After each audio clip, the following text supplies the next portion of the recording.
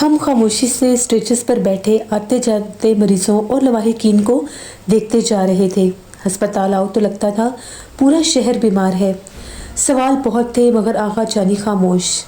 मुझे रह रहकर ज़ेबा के शोहर का ध्यान आ रहा था कि भला कोई कैसे ऐसी लड़की से शादी कर सकता है। इसने तो उधेड़ कर रख दिया होगा अपने शोहर को भी, मगर शोहर तो क्या, काजी और ससुराल वालों का क्या बना होगा। कल से अब तक आगा जानी मेरी बेचैन फितर से वाकिफ हो गई थी। जहाँ दीदा खातून थी वो, इसलिए वो जानती थी। अजान मियाँ, आप ज़ेबी की शादी के मुतल्लिक सोच रहे हैं ना? मैं हड़बड़ा उठा। नहीं, मैं तो ये सोच रहा था कि मुंबई वाले दोस्त ने आप लोगों को आगे क्या बताया। हाँ, भाई अब्दुल सलाम ने मुझे और आगा जानी को बहुत कुछ बताया। हम उनसे पूछ रहे थे। ये तो साफ जाहिर था कि ये ऐसी बिल्ली का आसेब है जिससे बचाव की तदाबीर लाजमी करनी होगी। भाई अब्दुल सलाम के चेहरे पर परेशानी के आसार देखकर मेरा दिल बैठा जा रहा था। वो कहने लगे, ये बद जिन्नातों में से है। इंसानों की तरह इनके भी कौम, कबीले और ज़ात बरादरी होती है जो मुख्तलिफ मखसूस जानवरों की शक्लों में हमारी दुनिया में मौजूद हैं, जैसे छिपकली, उल्लू, भेड़िया, कुत्ता। ये बिल्ली के रूप में से थी और इस कबीले का हर जिन सिर्फ बिल्ली का रूप ही इख्तियार कर सकता है। इसका नाम अबायोमी है और शायद ये मुअन्नस है। शायद नहीं, मुझे पूरा यकीन है। और इसका ताल्लुक शायद मिस्र से है। इससे बात करना बहुत मुश्किल है। ये हर जुबान में गुफ्तगू कर सकती है, मगर चूंकि मैंने बहुत कोशिश की कि वो मुझे अपना रूप जाहिर करे, हमसे बात करे, तो मजबूरन इसने ज़ुबान खोली है। मगर ये बात शायद मिस्री ज़ुबान में ही कर रही है या कर रहा है। अभी तक मैं कुछ हतमी फैसले पर नहीं पहुंचा। अगर ये अरबी, उर्दू, अंग्रेज़ी या फ़ारसी में कुछ बोले तो कुछ मामला समझ में आ भी सकते हैं। इसका कुछ ना कुछ बंदोबस्त तो करना ही होगा। आप दोनों फिक्र मत करें, कल असर के बाद मैं फिर आऊँगा।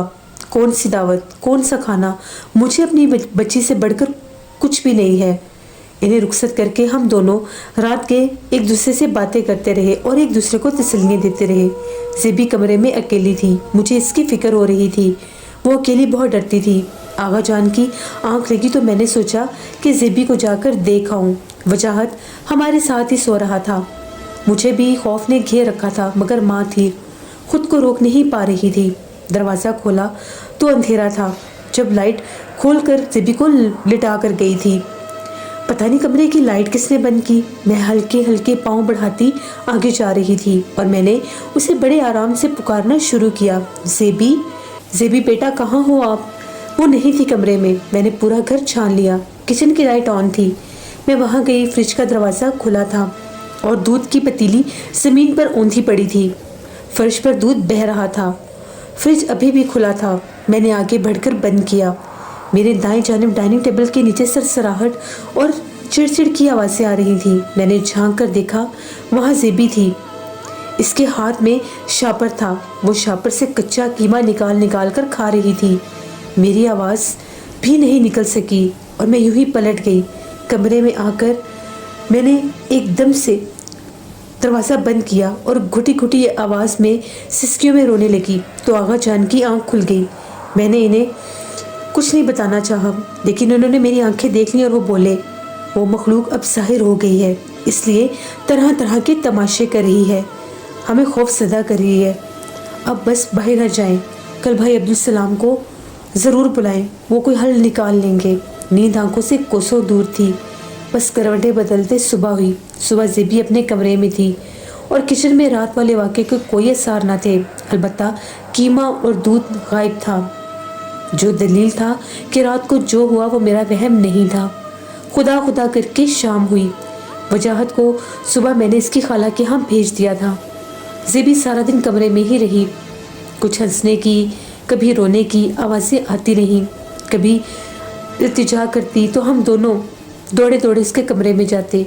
अजान मियाँ, मजबूरी किस शय का नाम है, उस रोज़ हमें समझ आया। हमारे घर से भाई अब्दुल सलाम अपने एक दोस्त के पास गए जो सरकारी मुलाजिम थे और इनकी बेटी मिस्री कॉन्सर्ट पर मुर्तजम थी। अस्सलाम वालेकुम अंकल, कैसे हैं आप? बहुत सालों के बाद आप आए हैं। अब उन्हें अपनी भतीजी की याद आई है। राबिया ने मुस्कुराते हुए अब्दुल से शिकवा किया। बेटी क्या बताए, ज़िंदगी की मसरूफियात, और फिर आप तो जानती हैं जो जिम्मेदारी रब्बी अजीम ने हमें दे दी है, इसके बाइस मैं कहीं भी नहीं जा पाता। बस ज़रूरत ही मुझे लेकर जाती है, मैं जहाँ भी जाऊँ। खैर तो अंकल पाकिस्तान किसी इलाज के सिलसिले में आए हैं?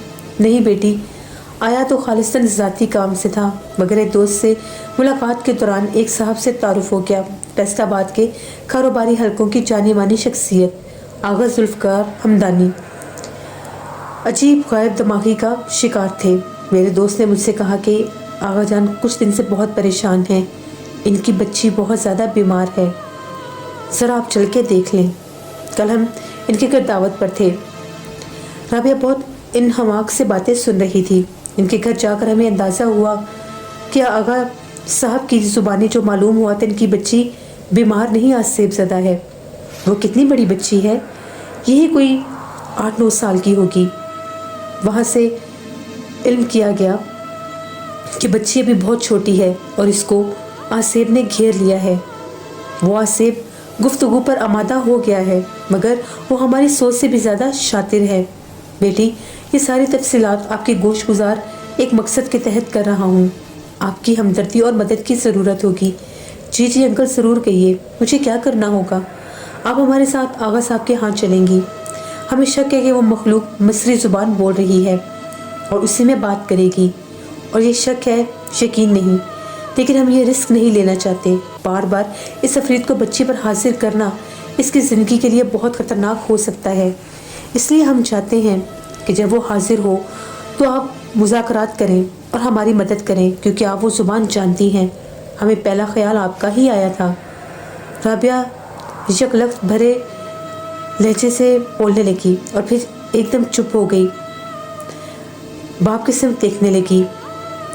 बुरहानुद्दीन, आपकी बेटी की सलामती की ज़मानत हम देते हैं। बुरहानुद्दीन मुस्कुरा दिए। राबिया भी रजामंद हो गई। अगले रोज़ असर के बाद अब्दुल भाई हमारे घर एक लड़की और एक आदमी के साथ आए और उनका तारुफ करवाने लगे कि राबिया को साथ लाने की भला क्या वजह थी। इससे भी अभी भी अपने कमरे में ही थी। इसे बाहर लाने के बजाय भाई अब्दुल ने कहा कि हम इसके कमरे में ही चले जाते हैं, और बाकी के अफराद भी। अजान मियाँ, मेरे दिल का हाल जान सकते हो। मुझे लगा कि ये बच्ची को ज़िबा कर देंगे। खौफ, दहशत, परेशानी और फिर उस रात का वाक़या मेरे ज़हन पर सवार था। मैं हर तरह से बुरे ख्यालात को सोच रही थी और बुरे से बुरे हालात के लिए ख़ुद को तैयार कर रही थी। भाई अब्दुल ने बुलंद आवाज़ में अस्कार शुरू किए और हम सब अफराद के बाजुओं पर तावीज़ बांध दिए। राबिया के गले में भी एक तावीज़ डाला, एक बाजू पर बांधा। बुरहानुद्दीन ने कहा वो चाहें तो बाहर इंतज़ार कर लें, मगर उन्होंने भी कमरे में साथ चलना मुनासिब समझा।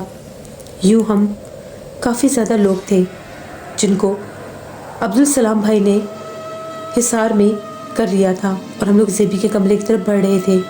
कमरे में मुकम्मल अंधेरा और सन्नाटा था। मैंने लाइट जलाई, कमरा खाली था।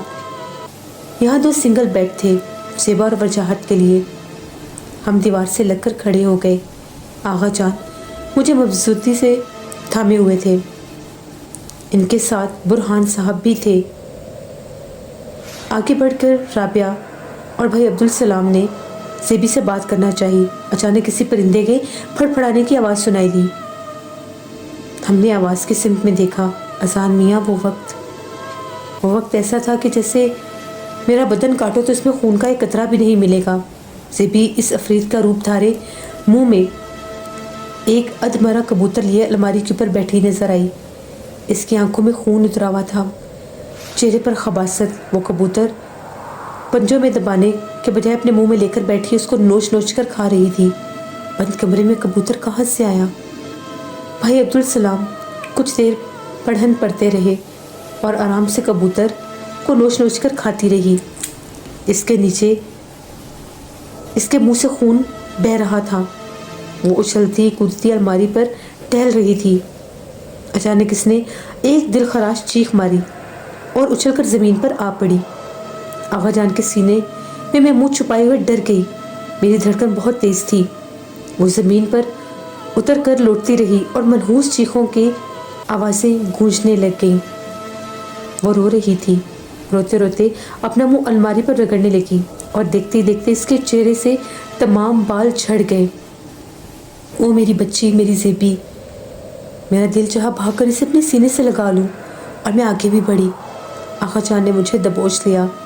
بھائی عبدالسلام نے مجھے پیچھے مڑ کر دیکھا اور ان کی آنکھوں میں جلال دیکھ کر میرے قدم وہیں جم گئے۔